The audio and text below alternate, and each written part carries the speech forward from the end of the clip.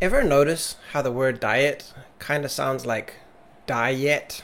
As in, I'm surprised I didn't die yet from starvation, irritability, and food cravings. It's like diet is just the four-letter word version of disappointment. In this video, I want to answer two questions. Why do diets consistently fail? And why is being healthy so damn complicated? After all, animals in the wild and humans living according to their ancestral tenets seem to have no problem achieving vibrant health. What exactly is it that, despite our resources and books on diet, nutritional science, gyms, and supplements, many of us still struggle to achieve what comes so naturally to humans and animals living in harmony with nature, who don't have any of those things? The simplistic answer to the first question is probably obvious to all of us. Diets fail if you're constantly hungry. It's really hard to overcome a biological drive to eat when hungry, just as much as you'd be gasping for air after a few minutes if someone restricted your breathing to half as much as is normal. This is also a reason for the apparent success of drugs like Ozempic. However, they have some pretty concerning side effects, and weight is not a perfect metric for proper health anyway. But they do facilitate weight loss by stifling hunger, which deals with perhaps the biggest obstacle to eating less. And the second question, why is it so complicated to achieve health, is something I want to unpack now. I know there is already a ton of information on diet out there, but my point with this video is to give you simple tools to cut through the confusing mess of information, complex science, and sea of anecdotes, many of which are contradictory, so you can have more confidence in your intuitive senses that will guide your food choices and improve your health. So, one of the first steps here is to develop an intensely critical view anytime you hear the words, new study finds that blah blah blah, or almost anything following the words studies show. Now, I have a doctorate degree from a pretty good school, so I'm not anti-science by any means, but we have to acknowledge that science has its limitations too. Science is an evolving process, not the omniscient entity some people presume it to be. It often gets things wrong. Just remember, half a century or so ago, doctors were actually recommending cigarettes for anxiety. And more recently, eggs have been demonized for decades as causative of high cholesterol levels, which in turn supposedly cause heart attacks, but are now only being classified as healthy by the FDA. So here is a quick overview of the limitations of research. Two of the more common research pitfalls you should be aware of are naturalistic versus laboratory-based studies. Studies done in labs, sorry, not that kind of lab, that was just an excuse to show you my dog, are good in that you have a high degree of control over what you're studying. And these are often done in mouse studies, for example, where you can exactly control the amount and type of food, along with things like activity level, light exposure, and so on. All variables that influence health. The problem here is twofold. Mice aren't humans, obviously, and we don't live in laboratories. Our lives in the real world are significantly different and more complex than those of mice in labs, or even humans when they do participate in time-limited lab studies. So to study humans in their natural environment, we can sort of track people with questionnaires and interviews, and maybe blood tests and some other metrics, sometimes over many years, and try to figure out what is causing what. An oversimplified example of this is kind of like comparing a vegetarian group of research participants to a meat-eating group over 5 years, and comparing the before and after data. The problem here, as you might imagine, is that there are almost infinite other variables or factors that are almost impossible to control for when tracking people in their naturalistic environments. Things like daily, weekly, and monthly fluctuations in stress, mood cycles, socio-political events, sleep, exposure to infections, and relationship status, just to name but a few, are all factors that can be in constant flux and affect our biology and affect what and how much we eat. In summary, it can be very hard to accurately measure cause and effect, especially over meaningful amounts of time, on diet and health outcomes. So one way to cut through all the noise of science is to look at different people worldwide who eat quite differently from each other, but still have excellent health and consume a diet consistent with their ancestral heritage. One of the most interesting aspects of traditional diets is their diversity, yet they still have the common denominator of robust health in their people. Life expectancy among hunter-gatherer tribes is variable due to more vulnerability to injury and infection in places where they lack advanced medical care. However, aside from this, tribes that still live true to their ancestral heritage are free from the plagues of the modernized diet.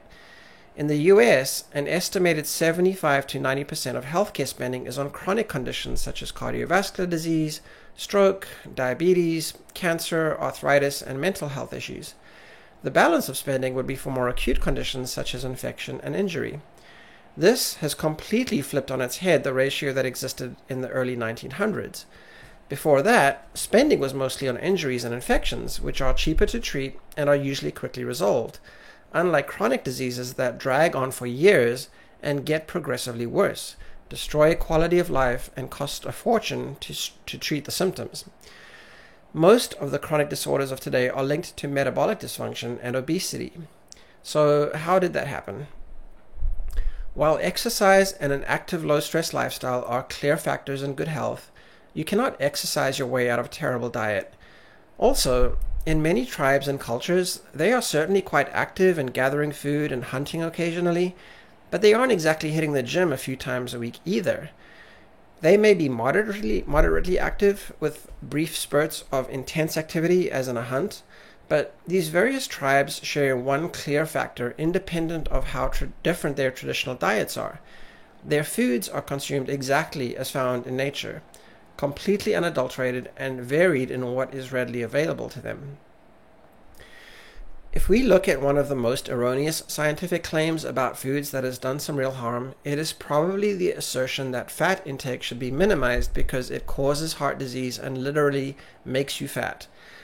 There is already a ton of information online about how this all came about, and the science on the relationship between fat, cholesterol, and health is endlessly complex, and also not really the point of this discussion. I mainly just want to point out that science does get some things wrong, which in turn has led to the development of dietary belief systems and confusion around what is actually good for us. To give an example from the study of a group living and eating according to their ancestral traditions, consider the people of Tokelau, a small chain of islands in the South Pacific.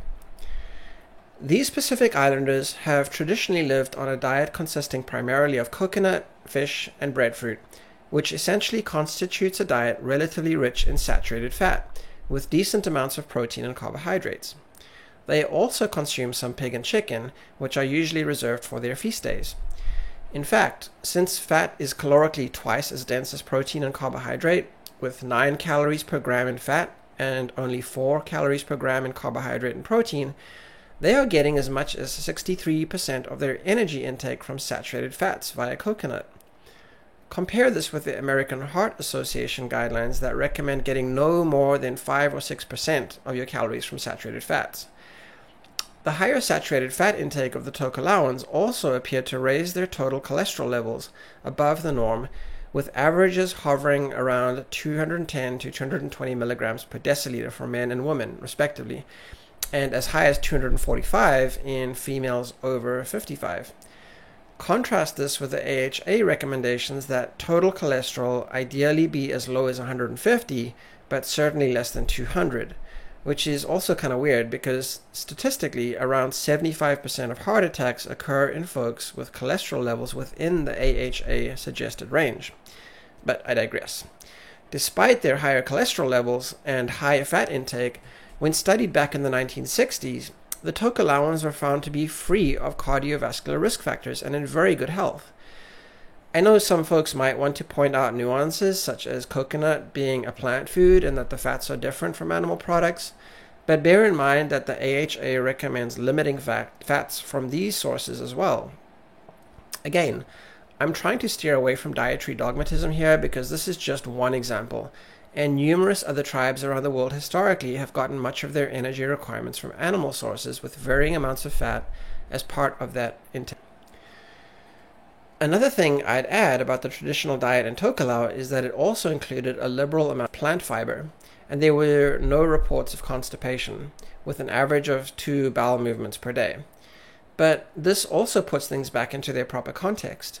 Is eating a high-fat diet bad when the fats are natural, unprocessed, and part of their whole food matrix, along with other similarly natural but different types of foods? Unfortunately, government agencies such as the USDA and health organizations such as the AHA don't seem to address these distinctions and just make a blanket assertion that saturated fat is bad and will probably give you a heart attack.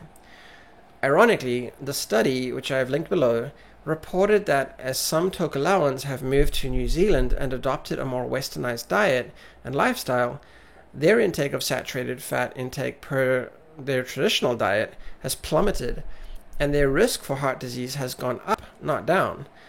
Despite a lower saturated fat intake, their total cholesterol levels rose, LDL and triglycerides increased, and HDL, colloquially but not quite accurately termed as the good cholesterol, decreased, probably due to an increased consumption of processed carbohydrates and sugar.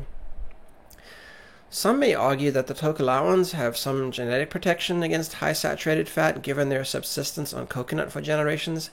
However, this still does not identify saturated fat as bad insofar as reducing its intake and substituting it with low-fat or fat-free foods actually worsened their health. There are similar examples, such as the Native American Pima Indians, who today have some of the highest rates of type 2 diabetes in the nation.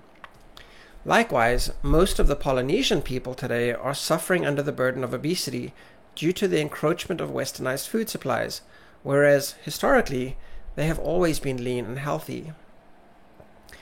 Anyway, my real point here is not to make this a debate about which diet is better than another or the pros and cons of various macronutrient ratios. I use the example of Tokelau because it is interesting in that it is both high in saturated fat and omnivorous, and stands in contrast to some of the dietary isms that are supposedly rooted in science but only confuse us further. I could cite many other tribes from various cultures around the world, but it would be hard to find a diet amongst them, aside from the fact that these groups eat what is readily available to them, whether it be meat, plants, or even insects, and these foods are always in their natural state. Okay, so how does this all translate into a dogmatic view that negatively affects people's physical and mental health? One way is that government policy informs consumer choices, and food companies respond in kind. Once dietary fat becomes associated with heart disease and making you fat, the market responded with a slew of low-fat products marketed as healthy. Substituting butter with margarine is one example of this. And to this day, you can find egg white-only omelets on menus labeled as heart healthy. Food labeling practices such as putting 0 grams of fat on a soda can have done nothing to clear up the confusion and address the fact that copious amounts of sugar will raise triglycerides and may cause you to gain significant weight. Another problem with the fat is the enemy ideology is that it can easily lead to the exclusion of numerous healthy foods that undergird mental health. Foods such as eggs, quality sources of animal protein, and possibly even avocados may be eschewed in favor of micronutrient deficient but fat-free foods like bagels or a myriad of other foods marketed as fat-free and healthy. This may seem a little far-fetched to some of you, but if you'd ever like to look at a real-life account of just how far the association between fat in food and fat on your body can go, I would recommend reading the autobiography Wasted, a memoir of anorexia and bulimia by Maria Hornbacher. Maria struggled with anorexia and bulimia from early childhood. While there were likely strong psychosocial and family issues that set these disorders in motion, it is also interesting to note that her mother had an unhealthy relationship with food and body image, and was overly concerned with the fat content on food labels, and both parents seemed to set very high standards for her to attain, thus setting up a scenario wherein Maria may have implicitly learned that rigid control of her food intake was linked to parental approval. She also cites instances in her story that reveal her obsession with eating fat-free foods, as far as the little food that she ate during her peak anorexic phases. Part of the pre-anorexic phase seemed to be the onset of orthorexic eating behaviors. This is something that is becoming increasingly prevalent today, and that is a near obsession with viewing foods as strictly good versus evil or healthy versus poisonous. The irony here is that it precipitates its own emotional distress or anxiety that can lead to a more serious eating disorder.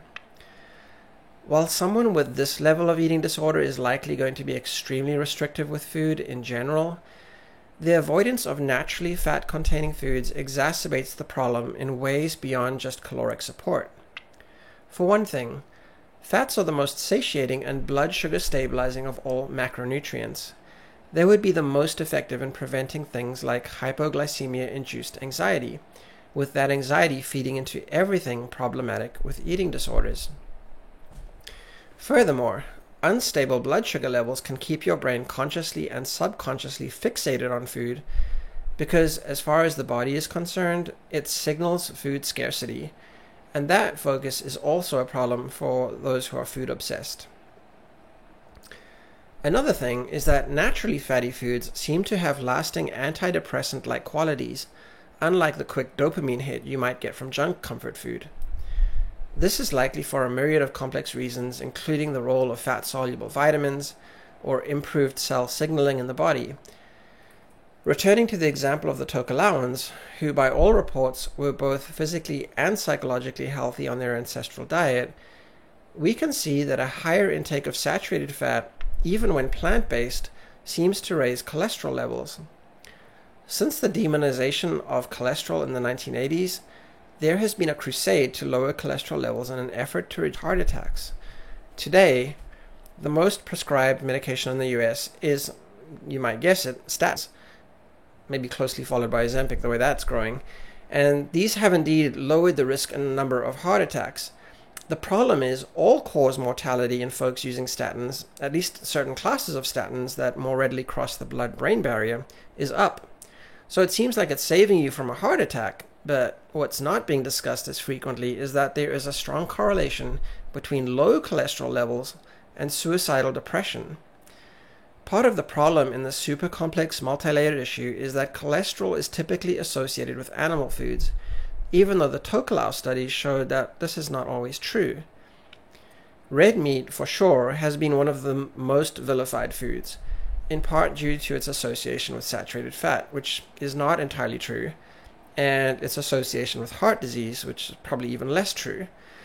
Since this video is really about the risks of disordered eating based on inaccurate beliefs about whole foods, I'm not going to go into all the nuances of matters such as the flawed studies on associations between red meat and heart disease, or differences between factory farm meat and those from animals grazing on pasture, or issues of disordered methylation and homocysteine in heart disease, and the even bigger nuances around the entirety of the diets and lifestyles that some people who eat red meat are practicing.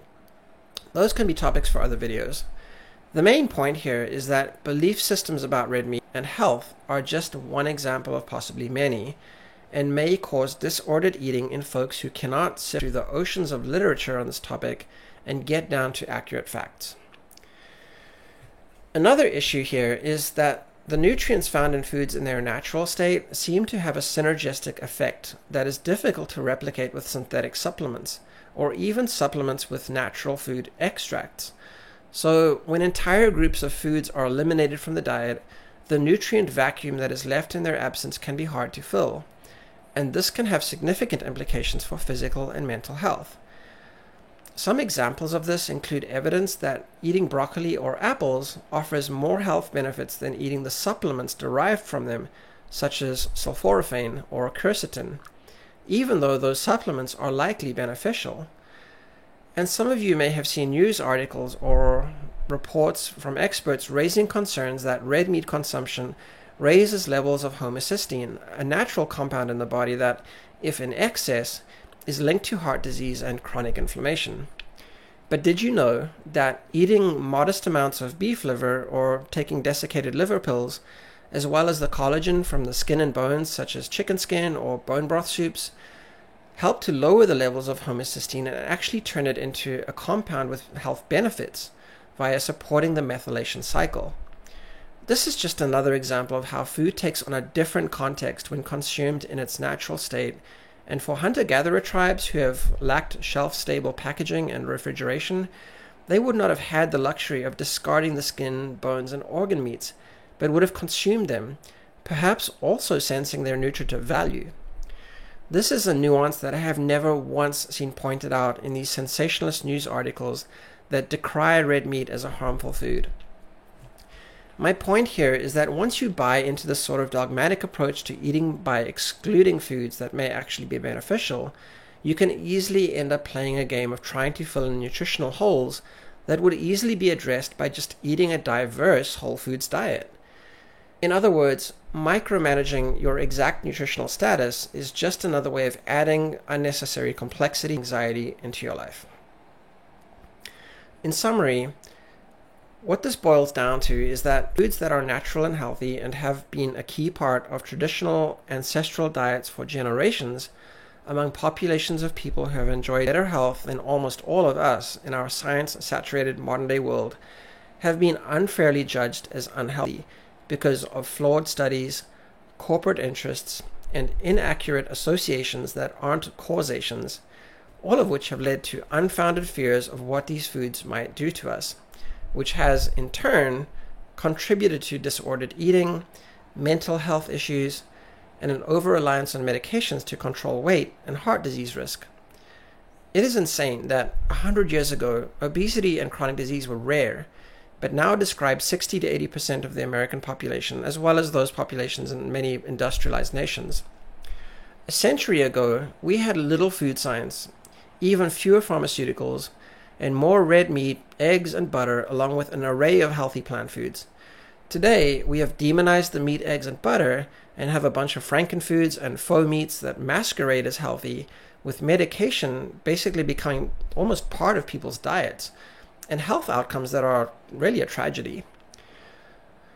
So the bottom line is, when it comes to sustainable healthy living and optimizing your weight, there is solid evidence for simply eating a diversity of whole foods as close as possible to their natural state. These foods will naturally be satiating and nutritious, support healthy hormonal signaling that regulates your hunger cues, and you'll feel great and won't be hungry all the time. There is no deprivation associated with this dietary lifestyle, and you can make amazingly healthy and delicious food while enjoying it without the guilty feeling of that you've once again let yourself down with poor food choices.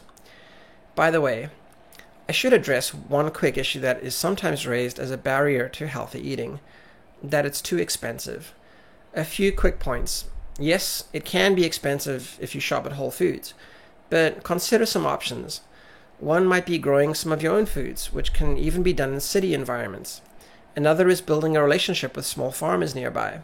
Another is making foods like rice and beans a staple base in the diet. These are cheaper and healthier options than fast food. And then bear in mind how much money you can save by eating out only on special occasions. And finally, consider the actual cost of health damage that accumulates over many years. Lost vitality, lost productivity, chronic pain, doctor's visits, medication side effects, and especially the cost of things like triple bypass heart surgery that cost over 6 figures. Junk food may seem cheap, but the bill comes due eventually. Lastly, I want to give an example of our vulnerability to biases as people and how the brain works, and how this can influence experts. This is quite important because it's easy to feel intimidated or overpowered by what we label as expert opinion. As I've mentioned in my other videos, expertise has its limits, and we have to remember that science is seldom settled but rather constantly evolving. It's important to note that human biology and uniqueness are almost infinitely complex, and you are the expert on your own experience to this extent.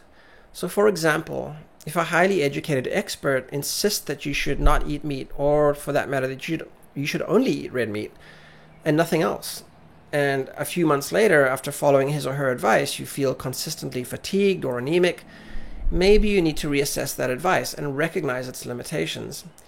Human biases are almost impossible to avoid entirely because we live trapped inside of our subjective reality, and many of these biases are implicit and unconscious, as evidenced by numerous psychology experiments.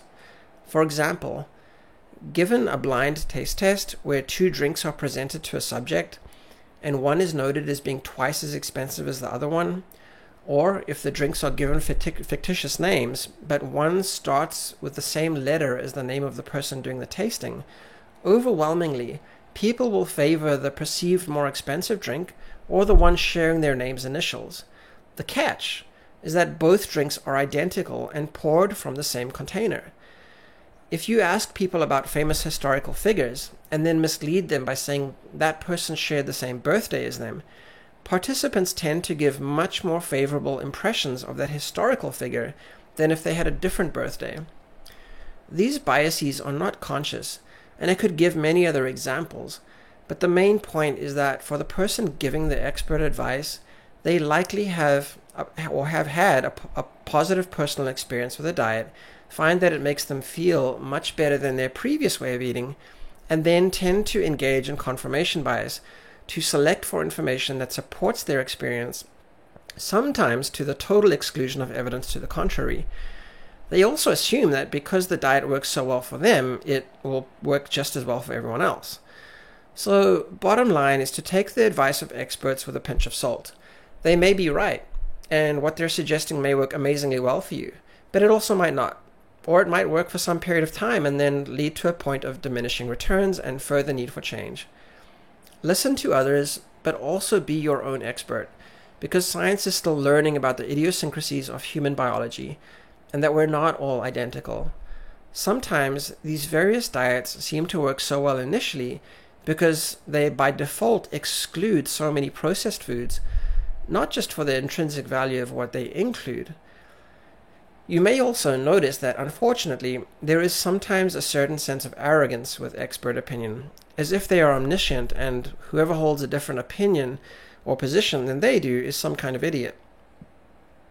I think that humility and a willingness to admit that we just don't know all the answers, the placebo effect is a pretty powerful example of how little we actually know about the mind, body, and health connection, is a good sign that you may know a lot about a given subject, but you're willing to admit that you don't know what you don't know. And this invites some curiosity and self-experimentation to figure out what is best for you personally. Okay, so if you have any questions about anything in this video, or if there's a point you'd like me to elaborate on in future videos, please leave a comment below. All right, and thank you for watching.